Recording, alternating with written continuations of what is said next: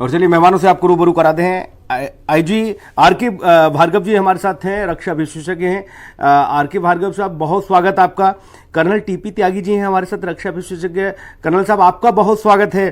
संजीव श्रीवास्तव जी हैं, विदेश मामलों के जानकार हैं। संजीव भाई, आपका बहुत स्वागत है। और निरंजन पोद्दार जी हैं, वरिष्ठ पत्रकार भी हैं और राजनीतिक विश्लेषक। निरंजन जी का भी बहुत स्वागत है। निरंजन पोद्दार जी के पास जाऊंगा। सर, आपसे एक अलग किस्म का सवाल मेरा सवाल यह है कि हर एक देश का एक युग रहता है, एक दौर रहता है। यह माना जाए कि अभी भारत का दौर है, हम चंद्रमा पर फतेह हासिल करते हैं, हम विश्व कप में अपराजित जीतते चले जाते हैं, पराजित नहीं होते और बड़े बड़े कीर्तिमान इतिहास रच रहे हैं। और कहीं भी देश में किसी भी मुल्क पर संकट आ रहा है, भारत पहले खड़ा है। तो यह भारत का दौर है।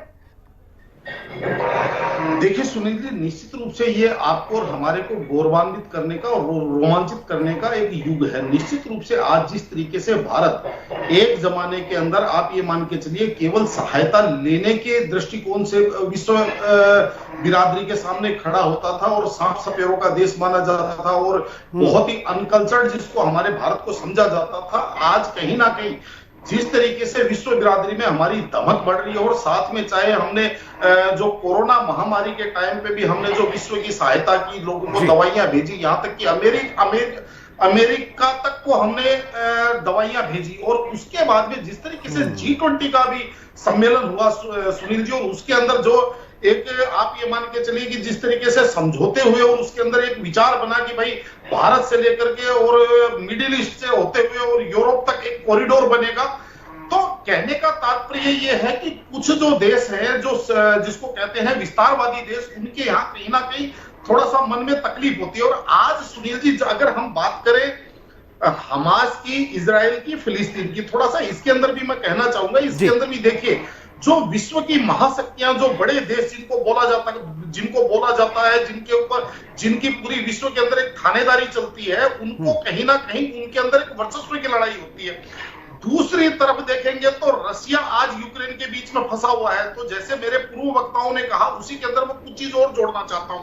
तो उसके अंदर रशिया को ये चीज लग रहा है कि भाई रशिया जिस तरीके से यूरोपियन देश और अमेरिका और ये सब मिलकर के यूक्रेन को जिस तरीके से उन्होंने थामा हुआ है या यूं मान लीजिए सपोर्ट किया हुआ है, तो कहीं ना कहीं ये जिस तरीके से इन्होंने इजराइल के केस को फंसाया है, तो उसके अंदर रशिया समझ लीजिए उसका ये एक स्वार्थ इसके अंदर हो रहा है कि भाई कहीं ना कहीं अमेरिका उधर डाइवर्ट होगा तो उनको थोड़ा सा वहां पे सांस लेने की उनकी स्थिति बन जाएगी रशिया और यूक्रेन के देश के अंदर और लड़ाई के अंदर। और इधर अगर आप देखेंगे चाइना, तो चाइना का जैसे मैंने भी आपको बताया कि ये जो एक कॉरिडोर बन रहा है, तो चाइना को कहीं ना कहीं इससे भी तकलीफ। और दूसरी तरफ सुनील जी, एक हिंदू इस टाइम हमारे विश्व के अंदर एक जो धर्मांधता है, या यूं कहें कि जो एक जो जुनूनी जो धर्म है, उसके अंदर एक इतना बड़ा ये 21वीं सदी के अंदर, वर्तमान युग के अंदर भी हम देखेंगे तो यहाँ पे आज आप देखेंगे तो एक चीज जो सबसे पीड़ादायक है, और मैं बार बार हर प्लेटफॉर्म पे उस चीज को उठाने का प्रयास करता रहता हूं कि आज जो छद्म युद्ध वाली चीज हो गई, जैसे हमास है, पब्लिक के बीच में रहता है, सिविलियंस के बीच में रहता है और वहां पे जाकर के अटैक करता है, या समझ लीजिए इतना बड़ा कुकृत्य करता है। और उसके बाद में जब इजराइल कहता है कि भाई आप गाजा, सिविलियंस के लिए अनाउंस करता है कि भाई आप गाजा पट्टी खाली कर दीजिए और वहां पे उनको ह्यूमन शील्ड के रूप में इस्तेमाल करता है। चाहे आज आप हमास को ले लीजिए, आईसिस को ले लीजिए, बोको हरम को ले लीजिए, अलकायदा को ले लीजिए, यहाँ पे अगर हम अपने देश की बात करें तो हम ये मुजाहिदीन, लश्कर तैयबा, तमाम इस तरीके के जो संगठन है जो लोगों के बीच में रह करके और ऐसी अमानविक गतिविधियों में शामिल है, तो उनको किस तरीके से उनसे निपटा जा सकता है? क्योंकि आज जब इजराइल जब वहां पे काउंटर अटैक कर रहा है और उनको जवाब दे रहा है, हमास को खत्म करने का प्रयास कर रहा है, तो वहां पे एक समझ लीजिए कि जिस तरीके से सिविलियंस का वहां पे जानो माल का नुकसान हो रहा है, पूरी विश्व बिरादरी को उसकी भी तकलीफ है। लेकिन इसका क्या इलाज किया जाए कि जब एक जो असामाजिक तत्व टाइप के लोग हैं, हमास जैसे संगठन जब लोगों के बीच में रह करके और विश्व शांति को बाधित करते हैं, तो इसका मेरे हिसाब से विश्व बिरादरी को और मानवता को इसके बारे में सोचना पड़ेगा। और अच्छे आतंकवाद और मेरा आतंकवादी और तेरा आतंकवादी, अच्छा आतंकवादी और बुरा आतंकवादी, इनके बीच में फर्क ना कर आतंकवाद के तरीके से देख करके विश्व बिरादरी को एक पटल पे आना पड़ेगा, मेरा ये मानना है। बाकी बिरादरी पटल पे आए ना पटल पे आए, लेकिन ब्रह्मा जी को अवतार लेना पड़ेगा ऐसे लोगों के लिए। अब छोटी सी टिप्पणी निरंजन पोद्दार जी की लूंगा।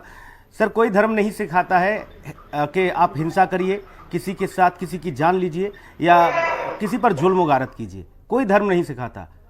लेकिन क्या हो गया है इन लोगों को, ये एक रिपोर्ट हमने दिखाई थी अभी, एक कोई टैबलेट आती है उसको खा लेते हैं, उसके बाद ना खाना खाते हैं, ना पानी पीते हैं, ना सोते हैं, ना कुछ।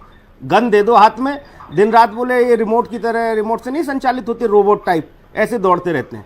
क्या है ये सर, ये 72 हुआ वाला मसला है क्या? देखिए ऐसा है सुनील जी, प्रत्येक धर्मों के अंदर अच्छी चीजें भी हैं और कुछ चीजें ऐसी भी हैं जिनकी अगर व्याख्या आप गलत कर देंगे तो उनका अर्थ भी गलत निकल जाएगा, यानी कि अनर्थ हो जाएगा।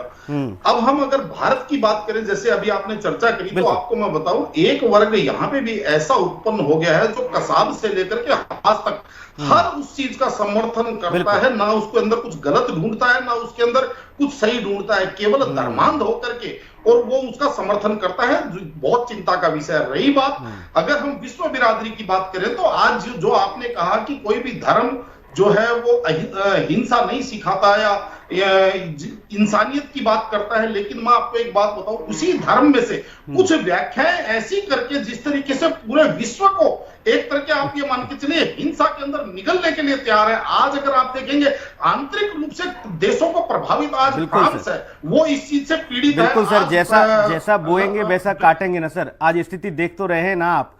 और बहुत शुक्रिया सर, बहुत महत्वपूर्ण बातें और जानकारी आपने साझा की। बहुत धन्यवाद कीमती समय निकालने के लिए। इस खास कार्यक्रम में इतना ही। नमस्कार।